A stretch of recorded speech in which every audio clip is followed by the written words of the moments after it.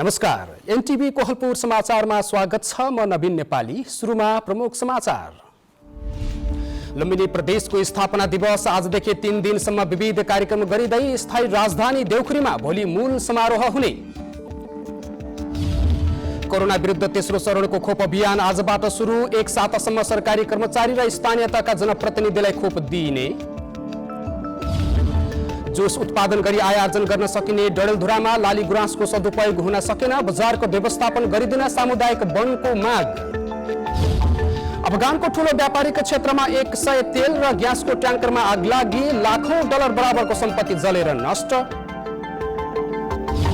र रूपन्देहीमा जारी Nepal telecom super league cricket प्रतियोगितामा सैना मैना क्रिकेट क्लबको विजय। सुरुवात प्रोफेसनल मास्टर्स 7 विकेटले पराजित। समाचार अब विस्तारमा।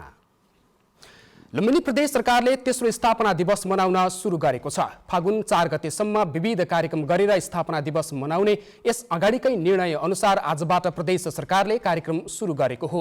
स्थापना दिवसको मूल समारोह भने स्थायी राजधानी दाङको देउखुरीमा भोलि आयोजना गरिने भएको छ। आन्तरिक मामिला तथा कानुन मन्त्रालयमा आयोजित पत्रकार सम्मेलनमा सचिव रविलाल पन्थले फागुन 2, 3 र 4 गते आयोजना गर्न लागिएको कार्यक्रमको सम्पूर्ण तयारी पूरा भएको जानकारी दिनुभयो। कार्यक्रममा प्रदेश सरकारले यस अगाडि नै घोषणा गरेको 58वटा पदक वितरण गर्नेछ।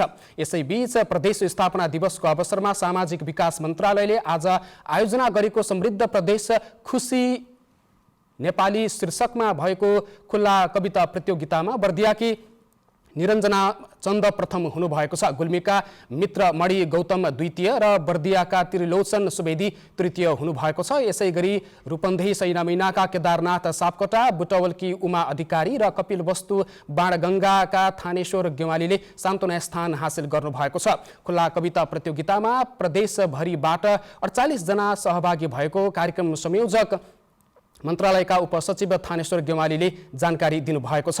प्रतियोगितामा सफल हुनुभएका प्रतियोगीहरूलाई सामाजिक विकास मन्त्री सुदर्शन बरालले पुरस्कार तथा प्रमाणपत्र वितरण गर्नुभएको थियो।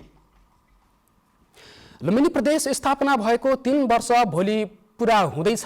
3 वर्षको अवधिमा प्रदेशमा थुप्रै विकास निर्माणका कामहरू सम्पन्न भएका छन्।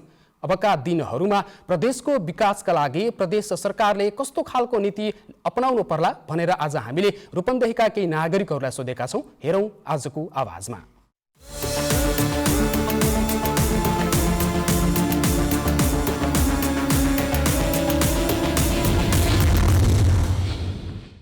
वास्तवमा प्रदेशले धेरै राम्रा कामहरू पनि गरिरहेको छ र प्रदेशले अहिले गर्नुपर्ने काम भनेको विशेष गरिकन शिक्षाको क्षेत्रमा लगानी गर्नुपर्ने अवस्था देखिन्छ। विशेष गरिकन हाम्रा युवाहरू बेरोजगार भएर बाहिर जानु परिरहेको अवस्थामा स्वरोजगार स्थापना गर्नको लागि विभिन्न किसिमका तालिमका कार्यक्रमहरू शैक्षिक क्षेत्र अन्तर्गत अथवा चाहिँ विद्यालय विश्वविद्यालय अन्तर्गत सिटिभिटी अन्तर्गत अथवा चाहिँ यस्तै खालका विभिन्न खालका कार्यक्रमहरू प्रदेशले अगाडि ल्याएर जो युवाहरू बाहिर जानु परिरहेको छ, बेरोजगार हुनु परिरहेको छ, उहाँहरूलाई रोजगार सिर्जना गर्ने अवस्था, एउटा चाहिँ स्वरोजगार बन्ने खालको अवस्था तालिम प्रदान गरेर त्यो गर्दाखेरि बढी राम्रो देखिन्छ। अहिलेसम्म जे गरेको छ धेरै राम्रो राम्रो कामहरू गरेको छ। शिक्षा, स्वास्थ्य अनि विकासका कामहरू, शिक्षामा पनि फरक फरक तरिकाले धेरै अतिरिक्त क्रियाकलापहरू गरेर पनि नवप्रत्याहरूलाई जन्माउनेका पनि अरू प्रदेशको भन्दा अलिक भिन्न भिन्न तरिकाले गरिरहेको जस्तो मलाई आभास हुन्छ र सबै क्षेत्रमा पुगेर जनताहरूका पीडा व्यथा पनि बुझेको छ। अझै बुझ्नुपर्छ। जो अगाडि आएको वर्ग त अगाडि आएको छँदैछ, नआएको वर्गलाई पनि अझै बढी उत्थान गर्नुपर्छ। त्यसमा प्रदेश सरकारको भूमिका हुनेछ भन्ने विश्वास छ। हाम्रो यो धर्म संस्कृति परम्परालाई जोगाउन सकियो, हाम्रो संस्कारलाई बचाउन सकियो भने त्यसपछि अरू कुराहरू बिस्तारै हुन्छन् र धर्म संस्कृति शिक्षा र रोजगारी कृषि यसलाई बढी जोड दिन जरुरी देखिएको छ। अब वास्तविक भनेको प्रदेशले कृषिलाई आधुनिकरणमा लगेर नेपाल कृषि प्रधान देश भएको हुनाले कृषिलाई नै प्राथमिकता दिएर अगाडि बढ्नुपर्ने आवश्यक देखिएको छ र कृषि पर्यटनको विकास गर्न सकेमा लुम्बिनी प्रदेशमा असाध्यै राम्रो किसिमबाट विकास हुन सक्छ। प्रदेशको विकास हामी जनताको जीवनस्तरलाई सुधार्नका निम्ति जति जस्ता कामकुराहरू आइरहेका छन् तीहरूले मूलभूत रूपबाट संस्थागत मूलभूतबाट कार्यान्वयनमा लगेर त्यसलाई चाहिँ शिक्षा स्वास्थ्य रोजगारसँग जोडेर हाम्रो जीवनस्तरलाई सुधार गरेपछि यो सङ्घीय व्यवस्थाको पनि अब अलिकति हामीलाई फाइदा हुने थियो। विकास नभएको होइन, भएको छ, तर पुग्नुपर्ने ठाउँमा आँखा अझै पनि पुगेन कि।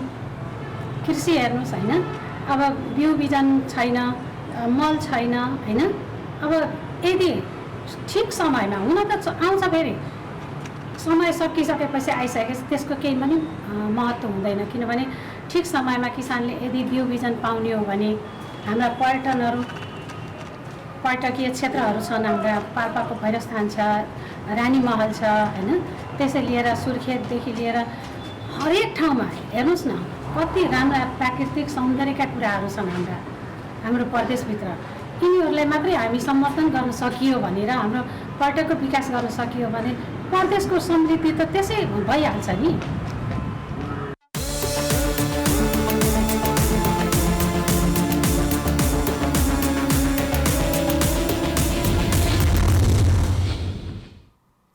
कोभिड-19 को खोप अभियान अन्तर्गत आजबाट तेस्रो चरणको अभियान सुरु भएको छ। सरकारले आजबाट एक सातासम्म सरकारी कर्मचारी र स्थानीय तहका जनप्रतिनिधिहरूलाई खोप लगाउँदैछ। आजबाट फागुन 8 गतेसम्म जिल्लास्थित सबै सरकारी कार्यालयका कर्मचारी, सार्वजनिक संस्थान तथा बैंकका कर्मचारी र स्थानीय तहका निर्वाचित जनप्रतिनिधिहरूलाई खोप दिन लागि स्वास्थ्य तथा जनसङ्ख्या मन्त्रालयले जनाएको छ। पहिलो प्राथमिकतामा परेका तर लगाउन छुटेकाहरूलाई पनि यसै चरणमा खोप लगाउन सक्ने मन्त्रालयले जनाएको छ। सरकारले पहिलो चरणमा अग्रपङ्क्तिमा रहेर काम गर्ने स्वास्थ्यकर्मी, सुरक्षाकर्मी, एम्बुलेन्स तथा शव वाहन चालक, सीमा सुरक्षामा खटिएकाहरूलाई खोप उपलब्ध गराएको थियो। यसैगरी दोस्रो चरणमा पत्रकार र कूटनीतिक नियोगका कर्मचारीहरूलाई खोप लगाइएको थियो।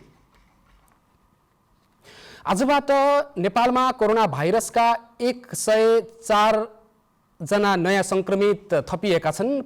पछिल्लो 24 घण्टामा 3501 जनाको आरटीपीसीआर परीक्षण गरिएकोमा 104 जनामा संक्रमणको पुष्टि भएको हो। स्वास्थ्य तथा जनसङ्ख्या मन्त्रालयका अनुसार नेपालमा कोरोनाका कुल संक्रमित 2,72,718 पुगेको छ।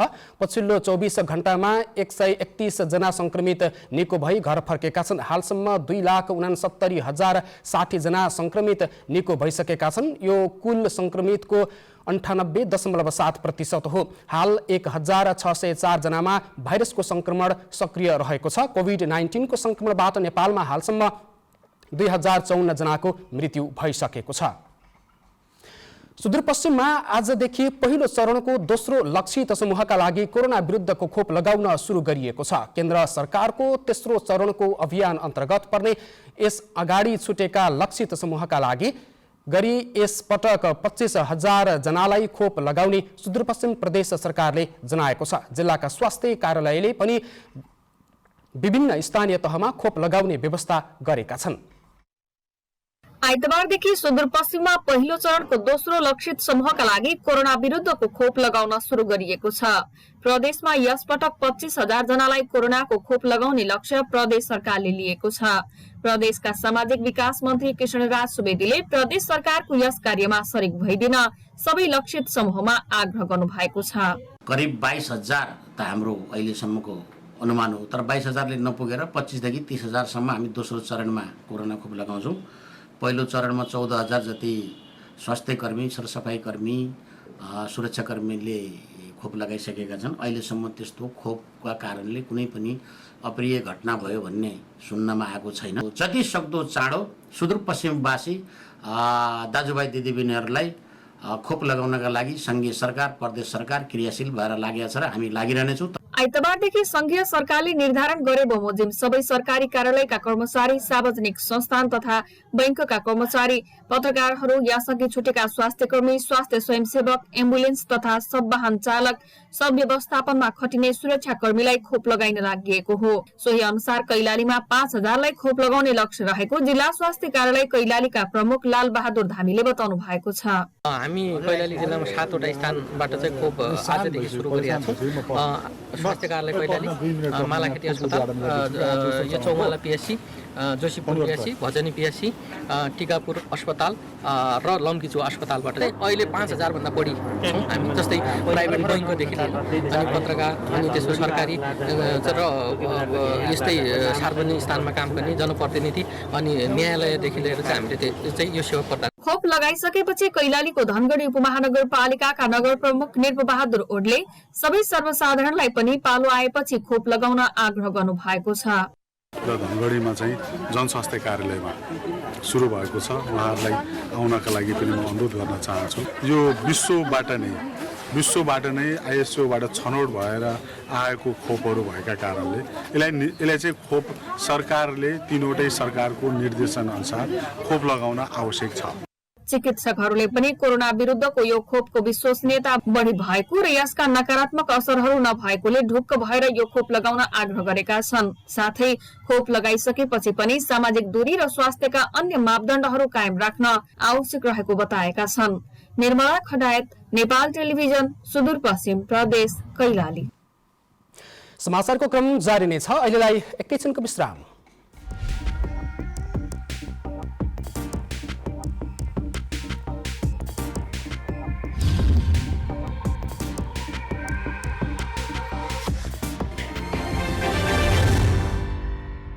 लामो समयसम्म हामी बन्दाबन्दी वा चाहिँ निषेधाज्ञा लागू गरेर चाहिँ संक्रमण दरलाई नियन्त्रण गर्ने बाटोमा अगाडि बढ्न सक्ने अवस्था रहँदैन। आवश्यकता अनुसार हामी एरिया बन्दी गरेर चाहिँ ट्रेसिङको काम अगाडि बढाउनेछौँ। अन्यथा हामी आर्थिक क्रियाकलाप सँगसँगै महामारी विरुद्धको लडाईँ अगाडि बढाउनु पर्नेछ।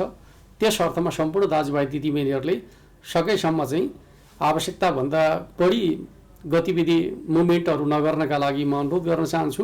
घर बाहिर निक्लनु पर्दाखेरि अनिवार्य रूपमा स्वास्थ्य सुरक्षा मापदण्ड प्रयोग गर्ने, मास्क लगाउने र कुनै पनि वस्तुलाई छोइसकेपछि सार्वजनिक स्थानका वस्तुहरूलाई छोइसकेपछि सेनिटाइज गर्ने वा चाहिँ साबुन पानीले हात धुने जस्ता मापदण्डहरू प्रयोग गर्ने र एकअर्को व्यक्तिबाट चाहिँ निश्चित दूरी बनाएर चाहिँ संवाद गर्ने खालको तरिका प्रयोग गर्यो भने यो महामारी विरुद्ध हामी आफूलाई सुरक्षित गर्न सक्छौँ। त्यो दिशामा सम्पूर्ण दाजुभाइ दिदीबहिनीहरूको सहयोग हुनेछ भन्ने विश्वास र अपेक्षाका साथ म हार्दिक अनुरोध गर्न चाहन्छु। जनचेतनाका लागि लुम्बिनी प्रदेश सरकार, मुख्यमन्त्री तथा मन्त्री परिषदको कार्यालय रूपन्देही। विश्रामपछि समाचारमा पुनः स्वागत छ। अब बाँकी समाचार। प्रतिनिधि सभा विघटन विरुद्ध सर्वोच्च अदालतमा दायर भएको रिट निवेदन गरेका वकिलहरूको जवाफी बहस आजबाट सुरु भएको छ। प्रधानमन्त्री केपी शर्मा ओली र सभामुख अग्निप्रसाद सापकोटा पक्षका वकिलहरूले गत बिहीबार प्रतिरक्षा बहस गर्नुभएको थियो। शुक्रबार सार्वजनिक बिदा र हिजो शनिबार भएकाले आजबाट जवाफी बहसको क्रम सुरु भएको हो। आजको बहसमा सहभागी कानुन व्यवसायीले सरकार पक्षबाट बहस गरेकाहरूको जवाफ दिनुभएको छ। जवाफी बहस सकिएपछि संवैधानिक इजलासले एकिमस क्युरीको राय लिनेछ। डडेलधुराका जंगलमा फुलेको लाली गुराँसको फूलको उपयोग हुन सकेको छैन। जिल्लाका विभिन्न स्थानका वनहरूमा लाली गुराँस फुले पनि त्यसको सदुपयोग हुन नसक्दा रुखमै सुकेर खेर जान थालेको हो। विगतका वर्षमा जिल्लामा लाली गुराँसको फूलको जुस बनाउने गरेको भए पनि बजारको व्यवस्थापन हुन नसक्दा लाखौं मूल्य बराबरको लाली गुराँसको फूल खेर जाने गरेको छ। लाली गुराँस जुसको बजारका लागि स्थानीय तथा प्रदेश सरकारले पहल गरी जुस उत्पादन गर्न सकिने स्थानीय सामुदायिक वनका पदाधिकारीहरूले बताएका छन्। लाली गुराँसको जुसमा औषधीय गुण हुने गरेको पाइएको छ। विशेष गरी जिल्लाको सदरमुकाम क्षेत्रका विभिन्न जंगलमा र उच्च हिलेकाली पहाडहरूमा लाली गुराँस फुल्ने गरेको पाइएको छ। तराईका अधिकांश नागरिकहरू अहिले पनि ट्युबवेलकै पानी पिउने गरेका कारण विभिन्न रोगबाट शिकार हुनु परेको लुम्बिनी प्रदेशका भौतिक पूर्वाधार विकास मन्त्री बैजनाथ चौधरीले बताउनु भएको छ। पश्चिम नवलपरासीको सरावल गाउँपालिकामा हाल निर्माणाधीन खानेपानी आयोजनाहरूको अनुगमनको क्रममा मन्त्री चौधरीले उक्त कुरा बताउनु भएको हो। प्रदेशका सबै क्षेत्रमा शुद्ध खानेपानीको पहुँच पुर्याउन हातेधारा विस्थापित गर्ने अभियानमा प्रदेश सरकार लागेको मन्त्री चौधरीको भनाइरहेको छ।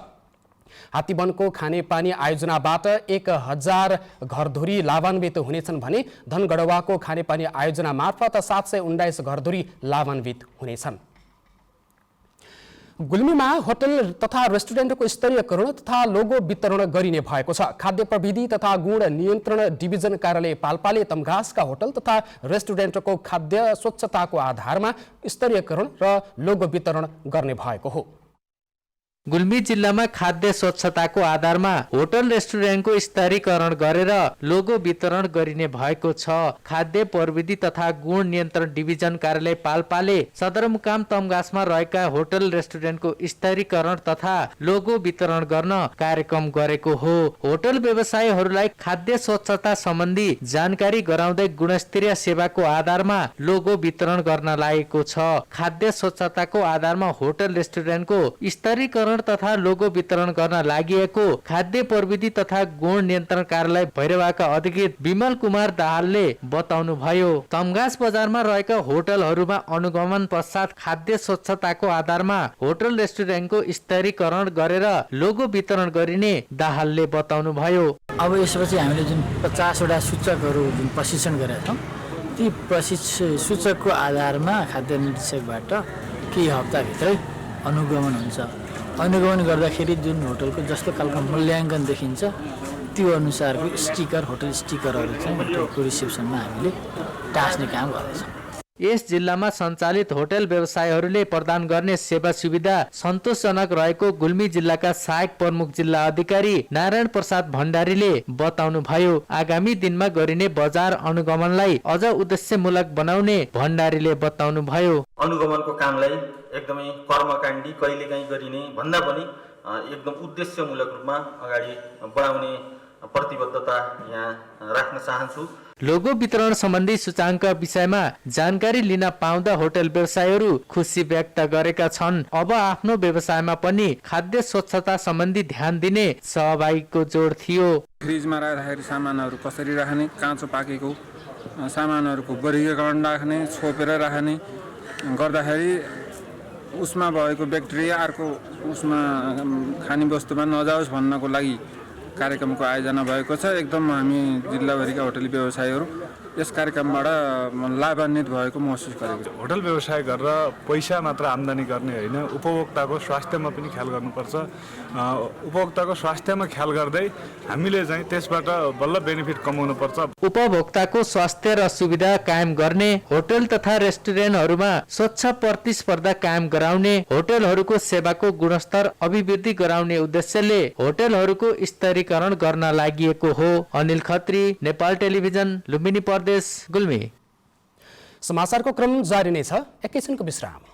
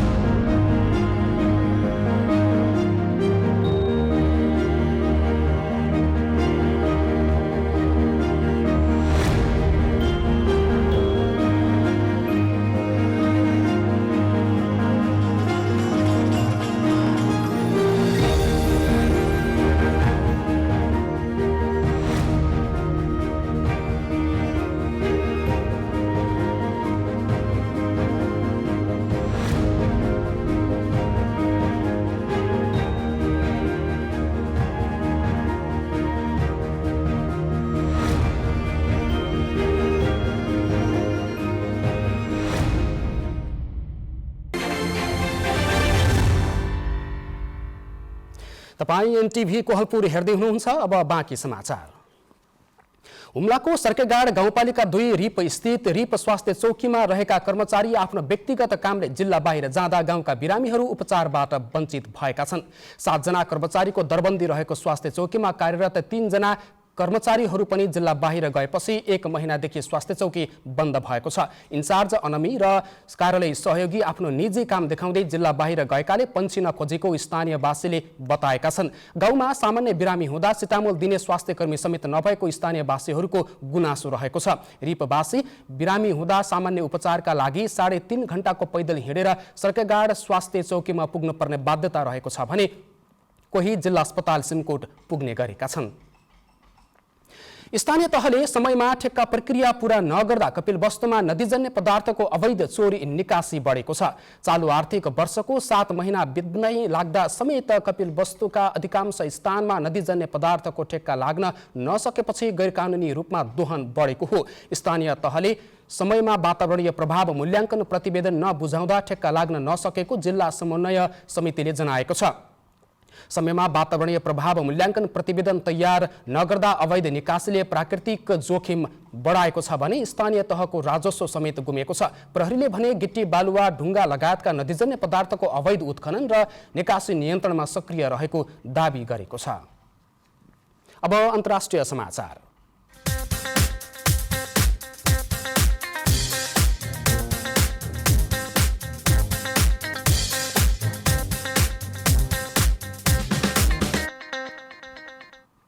अफगानिस्तानको सबैभन्दा ठूलो व्यापारिक नाकामा कम्तीमा 100 तेल र ग्यास ट्याङ्करमा आगलागी भएको छ। अधिकारीहरूका अनुसार उक्त आगलागीबाट लाखौं डलर बराबरको सम्पत्ति जलेर नष्ट भएको छ। अफगानिस्तानको पश्चिमी सहर हेरातबाट करिब 120 किलोमिटर टाढा इरानसँगको सीमा इस्लामक्वालामा आज अपराह्न आगलागी भएको थियो। आगो नियन्त्रणमा ल्याइए पनि उक्त घटनाको छानबिन र अनुसन्धान सुरु भइसकेको अधिकारीहरूले बताएका छन्।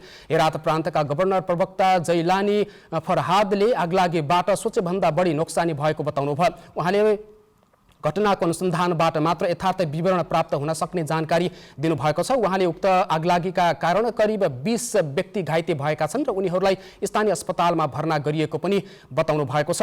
अफगान अर्थ मन्त्रालयले आगलागीबाट ठूलै आर्थिक क्षति भएको जनाउँदै इन्धन ट्याङ्कर र भन्सार कार्यालयहरूमा क्षति पुगेको जनाएको छ। अब आर्थिक समाचार।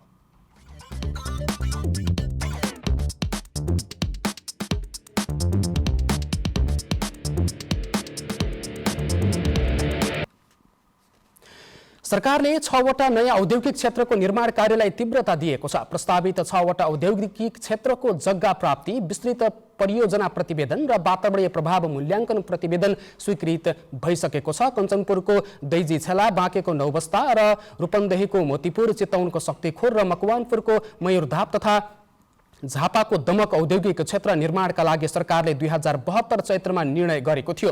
हरेक प्रदेशमा औद्योगिक क्षेत्र स्थापना गर्ने नीति अनुसार सरकारले 15 नयाँ औद्योगिक क्षेत्र प्रस्ताव गरेको छ। यी औद्योगिक क्षेत्र स्थापनाका लागि करिब 1.5 खर्ब रुपैयाँ लागत लाग्ने अनुमान गरिएको छ। रूपन्देहीको मोतीपुरमा निर्माण गर्न लागि लुम्बिनी प्रदेश स्तरीय औद्योगिक क्षेत्र निर्माणको काम सुस्त गतिमा अगाडि बढेको बताइएको छ। तिलोत्तमा नगरपालिका र तिनौ नदी किनारमा स्थापना गरिने मोतीपुर औद्योगिक क्षेत्रको लागत 12 अर्ब रुपैयाँ रहेको छ। 813 बिघा क्षेत्रफलमा सो औद्योगिक क्षेत्र बन्नेछ। यस्तै बाँके नौबस्ताको पूर्व क्षेत्रको 338 बिघामा नौबस्ता औद्योगिक क्षेत्र निर्माण हुँदैछ। जग्गाको स्वामित्व ग्रहण, विस्तृत परियोजना प्रतिवेदन र वातावरणीय प्रभाव मूल्याङ्कन प्रतिवेदनको काम सम्पन्न भइसकेको छ। अब खेलकुद समाचार।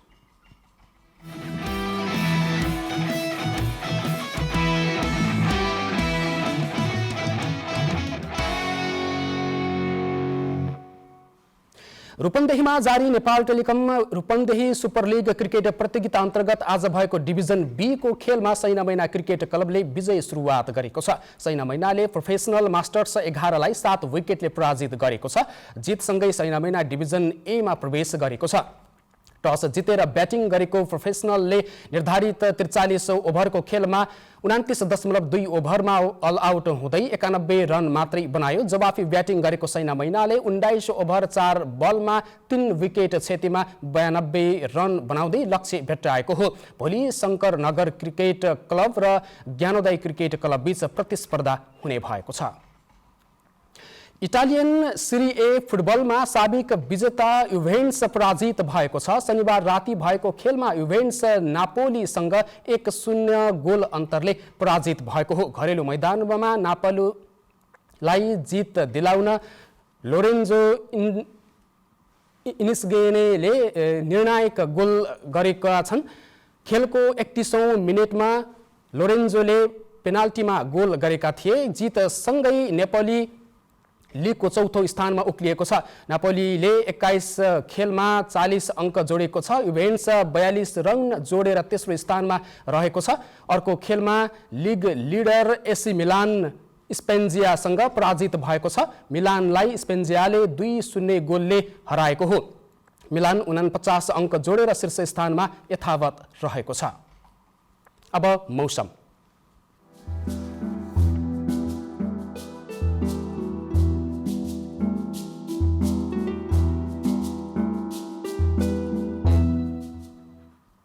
आज देशभर आंशिकदेखि सामान्य बदली रही। उच्च पहाडी तथा हिमाली भूभागमा थोरै स्थानमा हल्का हिमपात तथा पहाडी भूभागका 1-2 स्थानमा हल्का वर्षा भएको मौसम पूर्वानुमान महाशाखाले जनाएको छ। आज राति पनि देशभर आंशिकदेखि सामान्य बदली रही। उच्च पहाडी तथा हिमाली भूभागका केही स्थानहरूमा हल्का हिमपात तथा सुदूरपश्चिम प्रदेशको पहाडी भूभागका 1-2 स्थानमा हल्का वर्षा हुने सम्भावना रहेको छ। अब मौसम सम्बन्धी थप विवरण।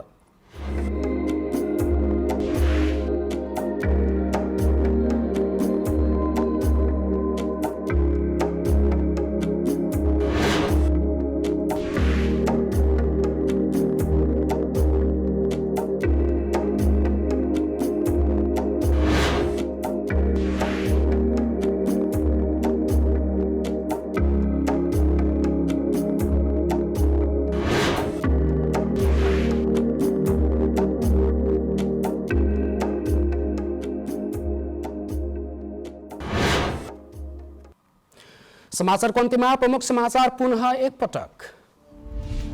लुम्बिनी प्रदेशको स्थापना दिवस आजदेखि 3 दिनसम्म विविध कार्यक्रम गरिँदै स्थायी राजधानी देउखुरीमा भोलि मूल समारोह हुने। कोरोना विरुद्ध तेस्रो चरणको खोप अभियान आजबाट सुरु। 1 सातासम्म सरकारी कर्मचारी र स्थानीय तहका जनप्रतिनिधिलाई खोप दिइने। जुस उत्पादन गरी आय आर्जन गर्न सकिने डडेलधुरामा लाली गुराँसको सदुपयोग हुन सकेन। बजारको व्यवस्थापन गरिदिन सामुदायिक वनको माग। अफगानको ठूलो व्यापारिक क्षेत्रमा 100 तेल र ग्यासको ट्याङ्करमा आगलागीबाट लाखौं डलर बराबरको सम्पत्ति जलेर नष्ट। र रूपन्देहीमा जारी Nepal telecom super league cricket प्रतियोगितामा सैना मैना क्रिकेट क्लबको विजय सुरुवात। प्रोफेसनल मास्टर्स 7 विकेटले पराजित। अवश्य अहिलेलाई समाचारको सिलसिला यति नै। बिदा दिनुहोस्। नमस्कार।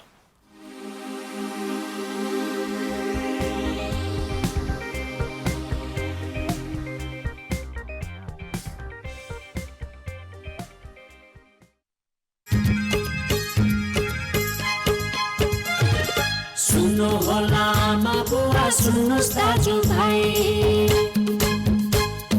करारमा जग्गाली खेती गर्नलाई तयार हुनुहोस्। तपाईँलाई साथ हामी दिनेछौँ। व्यवसाय गर्न जग्गा भाडा तिर्दिन्छौँ। एकरार खेतीलाई दिदी बहिनी आउनुहोस् दाजु भाइ, दिदी बहिनी आउनुहोस् दाजु भाइ। खेती योग्य जमिनलाई बाँझो नराखौँ। करार खेती गर्नलाई लौ सबै जागौँ। कृषि तथा पशुपालन व्यवसायमा बुझ्न आउनुहोस् लुम्बिनी कृषि मन्त्रालयमा। एकरार खेतीलाई